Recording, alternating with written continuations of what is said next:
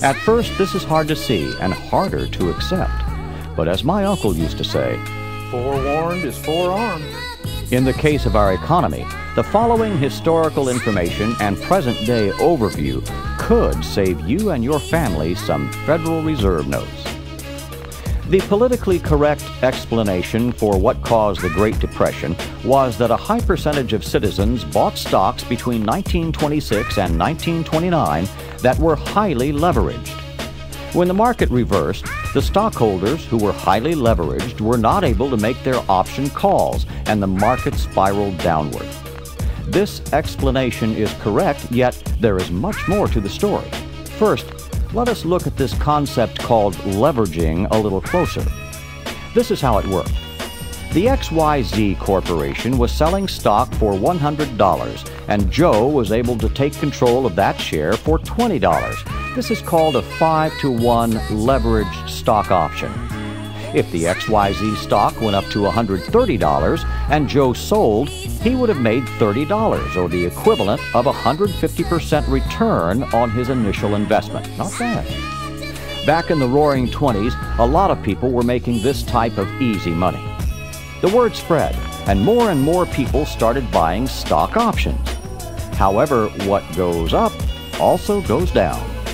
If the stock fell to $70 and the call was made to pay for the stock, Joe would lose all of his initial investment, plus he would have to come up with another $10. If he didn't have that $10, there would be all sorts of trouble.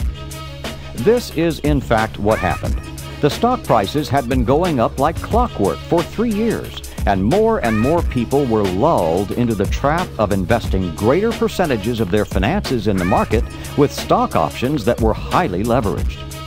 When suddenly Black Monday hit, millions of Americans were left holding the bag when they lost not only their initial investment, but also felt the whipsaw effect of what leveraging can do when the market went against them. They couldn't get the money to pay for their options, and they lost all their personal possessions that had been put up as collateral.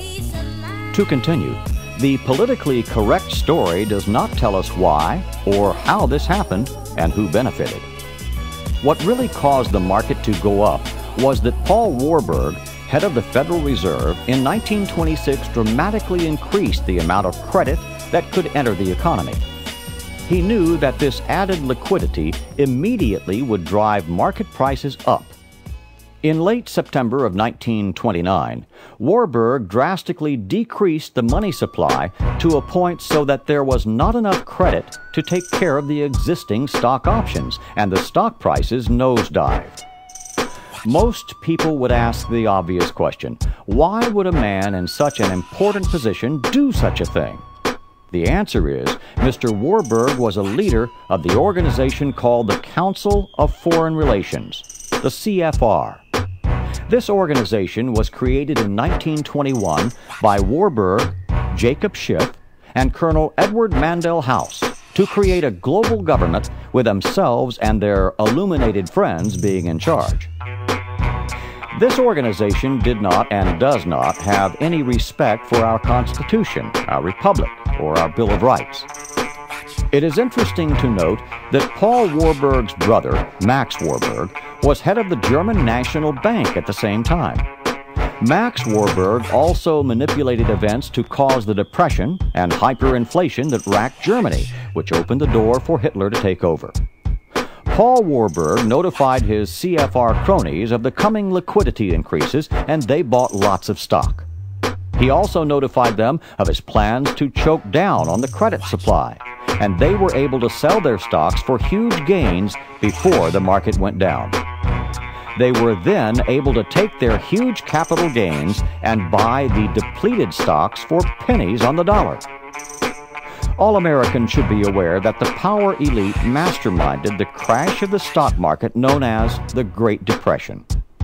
The insider trading that took place between 1926 and 1935 resulted in a massive redistribution of wealth and power from American working people to a handful of families. To this day, these families, their corporations, and their foundations have had virtual control of our banking system, our predominant media, and both political parties.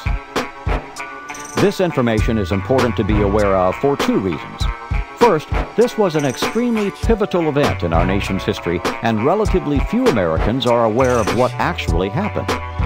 The old saying, "If we don't learn from history, then we are bound to repeat its mistakes," is still very true today. Secondly, we are being set up for another potential crash of the market using the method of leveraging again. Presently, most Americans believe this type of crash could not happen again because after the Great Depression, there were reforms made on Wall Street. The main reform was that stocks that had previously been allowed to be leveraged to as high as a 10-to-1 ratio were now only allowed to be leveraged at a 2-to-1 ratio, which was an appropriate change. However, a new financing method using leveraging has become popular on Wall Street in the last 10 years, which we all need to be aware of. These financial instruments are called derivatives, and they are a time bomb waiting to go off. When you buy shares of stock, you are buying a percentage of the company and the assets. Theoretically, there is actual value associated with your purchase. Derivatives, however, are a funding mechanism derived from a financial index such as the Dow Jones or from commodity future indexes such as hogs, wheat, or corn. There is no intrinsic value in the index itself. Furthermore, derivative instruments can be leveraged at wild ratios of up to 50-to-1. Here is where it really gets crazy. In the American domestic market, there are over $42 trillion in book value derivative investments. This $42 trillion is backed by less than $2 trillion in actual investments. It doesn't take much to see that someone has made tremendous amounts of capital gains as these derivatives have been going up. However, it must be remembered that there is no inherent value in owning the derivatives because they only represent an index, and these derivatives can lose their value at warp speed. Many investors who have been trading stocks for many years know little or nothing about the ruinous potential of derivatives. Two recent events point out the destructive power of derivatives. Barclays Bank, which was the financial institution of the royal family, had a 28-year-old employee working for them in Singapore. Within an 8-day period, this one young man lost $14 billion in derivative speculation and bankrupted one of the oldest and most established banking houses in the whole world. In Long Beach, California, a city employee in the finance department lost over $1.4 billion of the taxpayers' money in a matter of days. Most people will commiserate with these stories, but in the back of their minds believe that they would not be affected by a derivative fluctuation. Here is where the latent negative power of derivatives gets very upfront and personal with the American public. In the last 15 years, as the Dow has soared, Americans have put extremely high percentages of their disposable incomes into IRAs and mutual funds as future retirement capital. These investment packages have been returning an average of more than 16% per year in increased asset valuation, which is a magnificent return. Yet, when you look a little deeper at these funds, you see that the average profitability of these corporations is less than 6%, and the productivity increases have been increasing at less than 3.5%. Now, I know that there has been lots of talk about a new economy, which so many people are buying into, but let's get real. There are three main reasons that these investment funds have experienced such significant increases. First, American baby boomers have put huge percentages of their family money into mutual funds. Second, international monies have poured into our nation, just as Warburg increased domestic credit in 1926, which sent the stock market to lofty altitudes. There is an ongoing infusion of international investing by newly created international credit. When the Fed in 1929 cut the money supply, the little guys were sacrificed. The same dynamic could repeat itself.